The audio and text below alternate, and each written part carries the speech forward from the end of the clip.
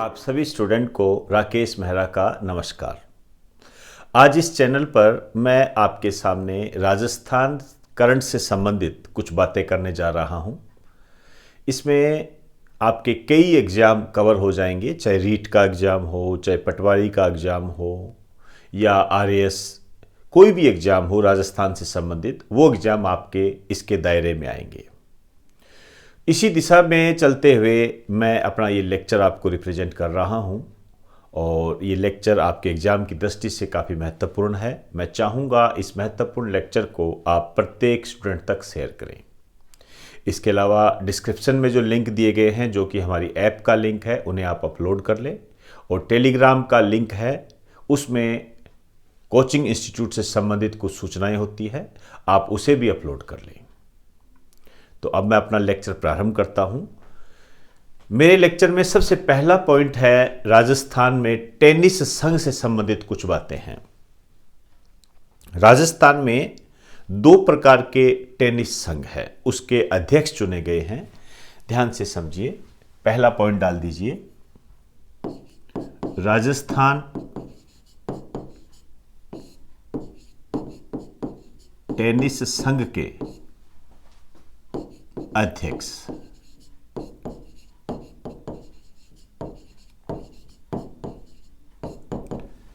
ये है दिलीप शिवपुरी। दिलीप शिवपुरी है ये। इसी तरीके से एक टेनिस से संबंधित और होता है, उसे हम कहते हैं राजस्थान सॉफ्ट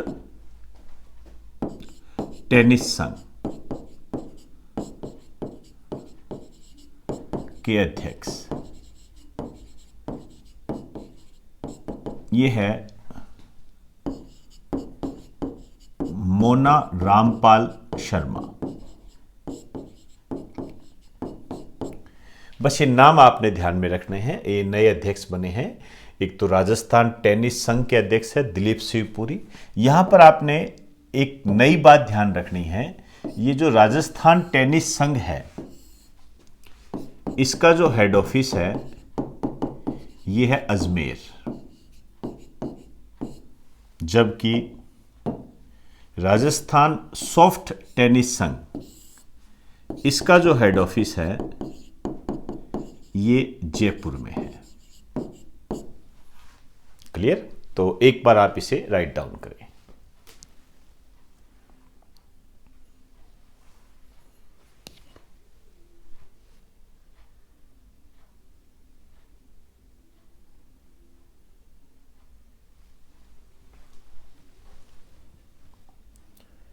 अब देखिए, राजस्थान में एक आयुर्वेद संस्थान है जो नवंबर 2020 में चर्चा में रहा था, उसकी बात करना चाहूंगा मैं। राष्ट्रीय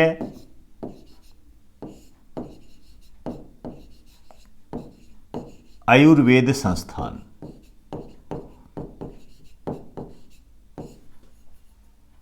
राष्ट्रीय आयुर्वेद संस्थान, ये जो राष्ट्रीय आयुर्वेद संस्थान है ये जयपुर में है। एक तो ये क्वेश्चन है, ये क्या है? एक तो 10 नवंबर 2020 को चर्चा में रहा, और एक ये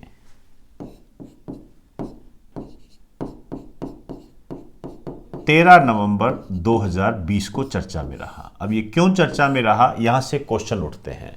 सबसे पहले मैं बात करना चाहूंगा 10 नवंबर। 10 नवंबर को क्या हुआ था? यहां पर जो केंद्रीय आयुष मंत्री है श्रीपद के द्वारा, यहां पर एक संग्रहालय की स्थापना की गई, या आप कह सकते हो संग्रहालय का शुभारंभ किया गया। लाइन लिख दीजिए, इस दिन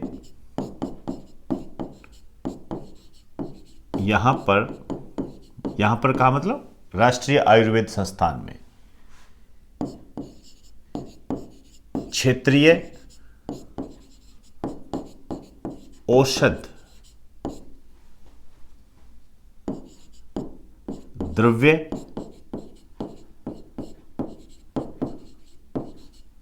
संग्रहालय की स्थापना की गई?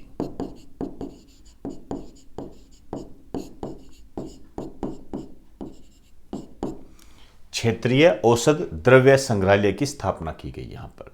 तो ये जो क्षेत्रीय औषध द्रव्य संग्रहालय है, यहां पर जो इसका शुभारंभ किया गया था, ये केंद्रीय आयुष मंत्री के द्वारा किया गया था। औषधि के महत्व को संरक्षित करने के लिए, उसको बढ़ावा देने के लिए ये संग्रहालय है। इतना काफी है आपके लिए। इसी तरीके से यदि मैं 13 नवंबर 2020 की बात करूं तो यहां पर जो बात हुई वो ये हुई थी कि इसे डीम्ड यूनिवर्सिटी का दर्जा दिया गया। डीम्ड यूनिवर्सिटी, पहली बात तो ये क्वेश्चन बनता है कि कौन देता है इसका दर्जा। दूसरा क्वेश्चन ये बनता है कि डीम्ड यूनिवर्सिटी का यदि अपने दर्जा दे देते हैं तो प्रभाव क्या पड़ेगा। आइए लिखिए, इस दिन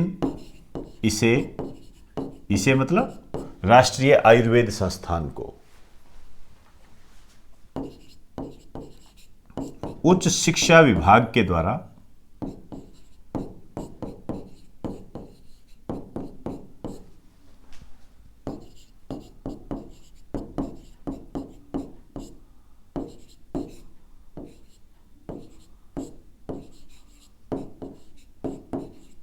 डीम्ड यूनिवर्सिटी का दर्जा दिया गया।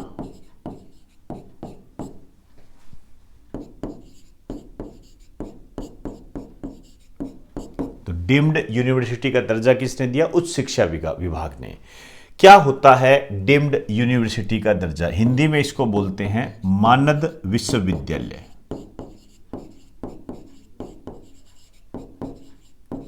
मानद विश्वविद्यालय, इसका दर्जा दिया गया। इसका मतलब ये होता है कि इसे अपने पाठ्यक्रम को परिवर्तित करने का अधिकार होता है, मतलब पाठ्यक्रम निर्धारित करने का अधिकार होता है। इसके अलावा स्टूडेंट को कैसे एडमिशन देना है उसकी प्रक्रिया डिसाइड करने का अधिकार होता है, फी डिसाइड करने का अधिकार होता है, और स्टूडेंट को जो भी निर्देश दिए जाते हैं उसको डिसाइड करने का अधिकार बन जाता है। तो यहां पर आपके जो क्वेश्चन बनता है वो इस तरीके से बनता है, या तो डायरेक्ट आपसे पूछ लेगा कि क्षेत्रीय औषध द्रव्य संग्रहालय की स्थापना कहां की गई है, तो जयपुर में की गई है।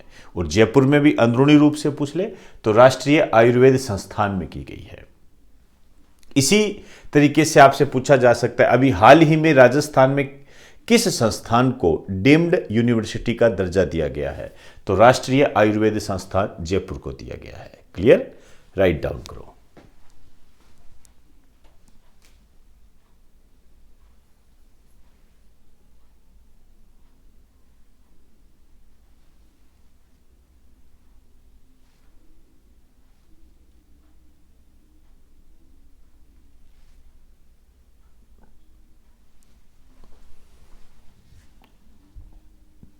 अब देखिए, राजस्थान में मुख्य सचिव बने हैं, उन पर चर्चा करते हैं हम। हालांकि पॉलिटी में इसकी डिटेल के साथ करते हैं।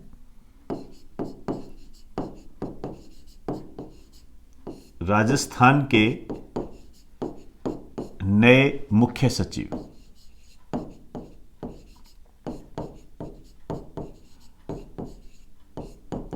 ये बने हैं निरंजन कुमार आर्य। निरंजन कुमार आर्य बने हैं ये। यहां पर हमें थोड़ी सी बात करनी पड़ेगी मुख्य सचिव की। ये जो मुख्य सचिव होता है ये क्या होता है? एक तो इसका जो निक नेम है, हालांकि कई सारे निक नेम हैं, इसकी चर्चा हम पॉलिटी में करते हैं। इसे कहते हैं सचिवों का सचिव।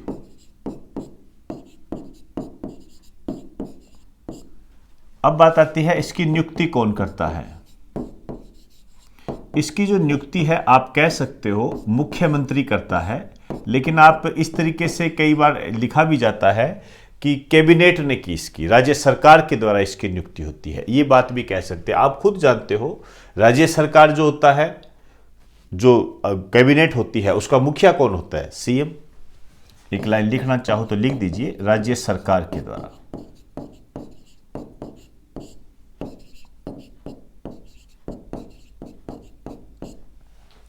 अब बात आती है इसका कार्यकाल कितना होता है।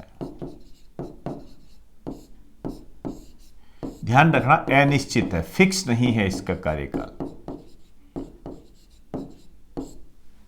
लेकिन सेंटर में जो मुख्य सचिव होता है उसका कार्यकाल 2 वर्ष होता है, और राज्यों में जो मुख्य सचिव होता है उसका कार्यकाल डिसाइड नहीं है। एक लाइन लिख दीजिए,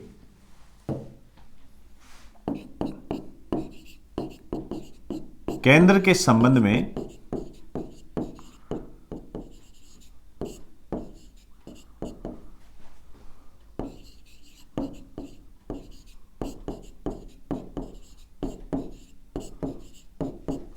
मुख्य सचिव का कार्यकाल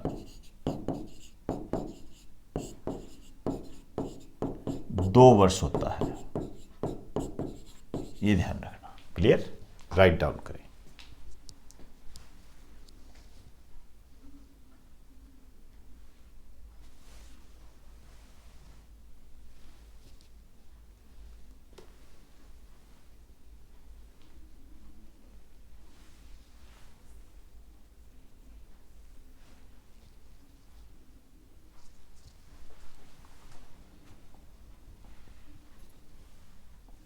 अब देखिए, एक दिवस होता है संविधान दिवस।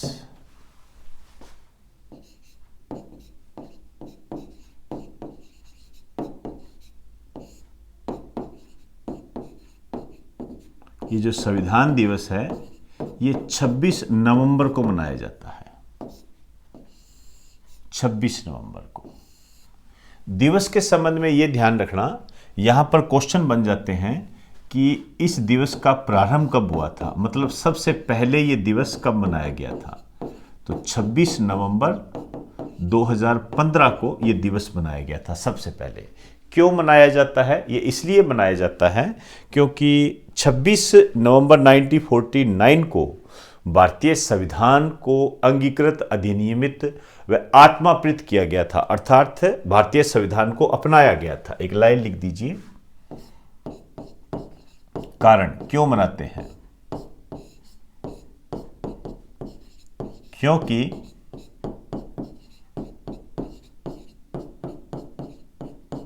26 नवंबर 1949 को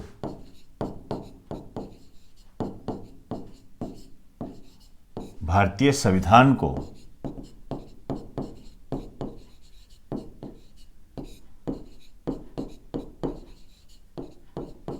अंगीकृत,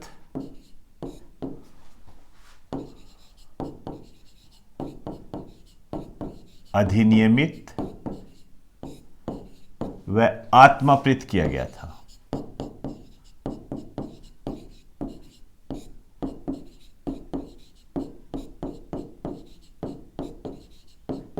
आप कह सकते हो भारतीय संविधान को अपनाया गया था, अर्थात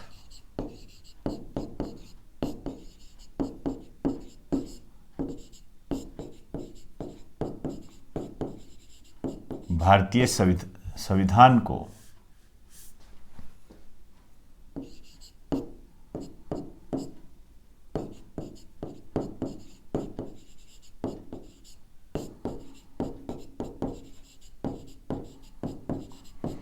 अपनाया गया।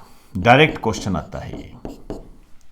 अब देखिए यहां पर क्या हुआ, राजस्थान सरकार ने ये घोषणा की कि इस दिवस पर राजस्थान के जितने भी यूनिवर्सिटी है उसमें संविधान पार्क बनाया जाएगा। संविधान पार्क क्यों बनाया जाएगा? ताकि जो स्टूडेंट है उनमें संवैधानिक जागरूकता पैदा की जाए और उन्हें आसान भाषा में संविधान को समझाया जाए। इसके लिए संविधान पार्क बनाने की घोषणा की गई। आइए इस अवसर पर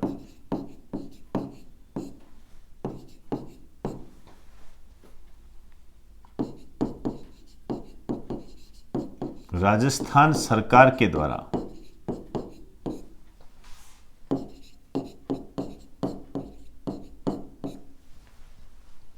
सभी विश्वविद्यालयों में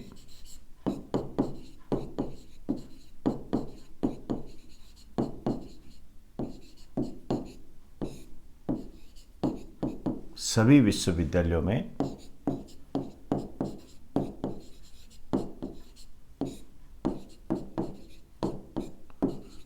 संविधान पारक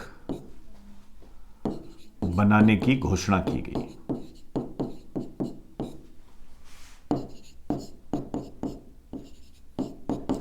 अब देखिए इसका जो शुभारंभ हुआ है,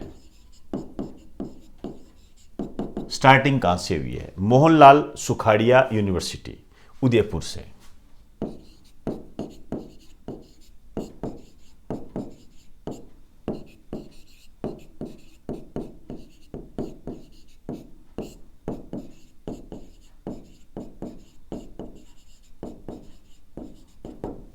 उदयपुर, यहां से इसका शुभारंभ हुआ है और यह शुभारंभ किया गया है राज्यपाल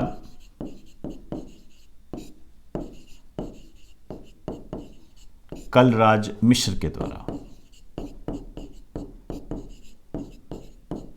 आप जानते हो राज्य का जो राज्यपाल होता है वो राज्य के विश्वविद्यालयों का कुलाधिपति होता है, चांसलर बोलते हैं इसको। एक बार आप इसे राइट डाउन करें।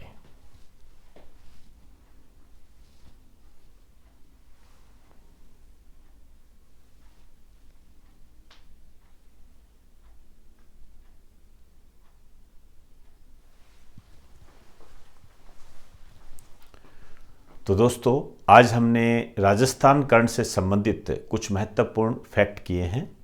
ये आपके एग्ज़ाम को क्लियर करने में महत्वपूर्ण भूमिका निभा सकते हैं। मैं चाहूँगा आप इसे ज़्यादा से ज़्यादा शेयर करें। तो इजाज़त दीजिए, आप सभी को मेरा नमस्कार।